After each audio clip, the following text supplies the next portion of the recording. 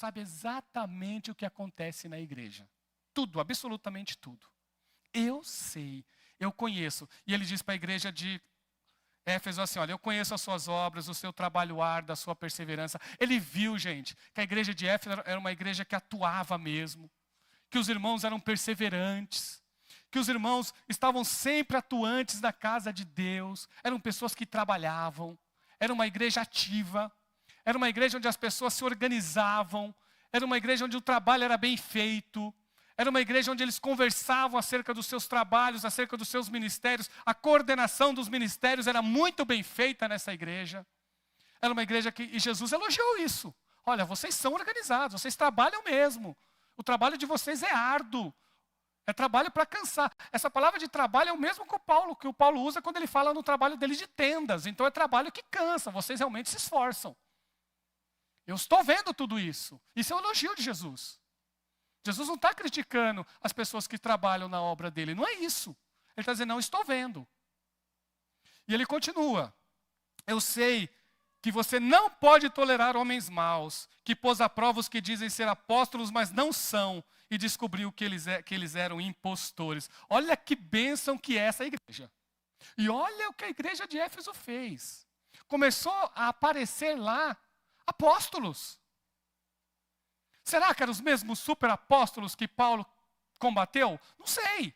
Mas eram pessoas que se intitulavam como apóstolos. Chegaram lá, começaram a ensinar, começaram a pregar e eles começaram a observar. E eles colocaram à prova, gente. Vamos ver se são de Deus mesmo. Vamos ver os frutos.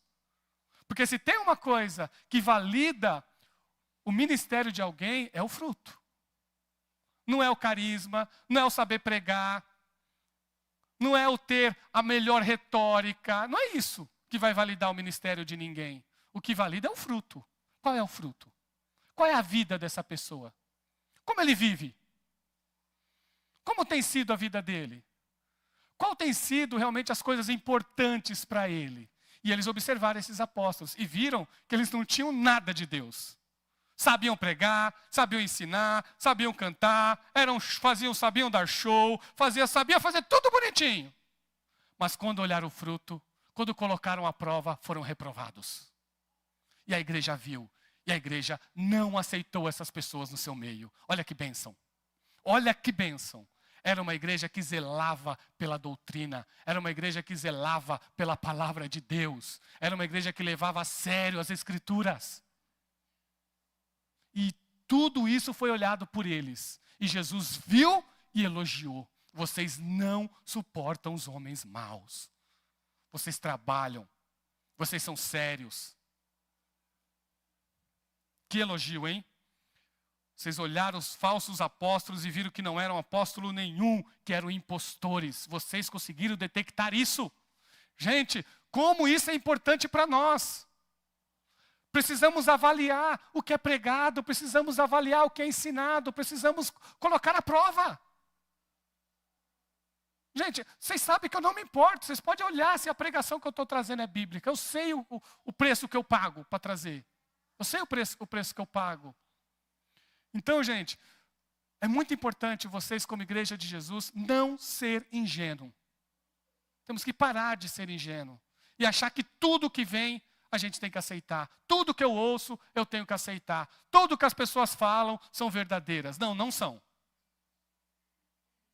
Às vezes, existem erros inocentes, que eu acredito que existe muito. É uma das partes assim que eu falo para os irmãos. Falo, irmãos, às vezes eu sinto, na nossa igreja brasileira, muitos erros inocentes. Pelo menos é na minha avaliação particular. Porque nós lemos um texto bíblico e não fazemos todo o trabalho, a lição de casa que tem que fazer, que é observar. Aí nós descobrimos uma coisa diferente lá. Só que ao invés de a gente pesquisar e aprofundar para ver se esse diferente que a gente viu realmente tem base bíblica, a gente não faz esse trabalho, não faz esse aprofundamento, não faz essa análise na história da igreja. A gente não observa na história da igreja se já fizeram e o que os nossos irmãos do passado já disseram sobre isso. A gente não faz isso. E aí a gente traz essa novidade para a igreja. E aí depois isso vira um boom. Isso acontece na igreja evangélica. Aí fica famoso esse modelo de interpretação, esse modelo de análise, esse modelo de ser cristão, acaba trazendo uma identidade na igreja. Aí depois descobrem que aquilo era antibíblico. E depois para voltar? Fica difícil? E muitas vezes não volta.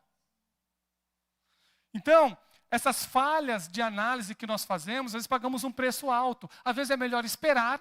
Qual é o melhor? Viu uma coisa que você achou interessante? Por exemplo, eu achei uma coisa interessante para colocar aqui na Igreja Batista de Imagem. Espera. Não já sai falando de cara. Espera. Vai orar, vai ler, vai pegar a história e ver se alguém fez isso, se é de Deus. Vai falar com outras pessoas. Vai falar com alguém que tem conhecimento bíblico talvez melhor que você. Senta com ele e fala, eu estou enxergando isso daqui.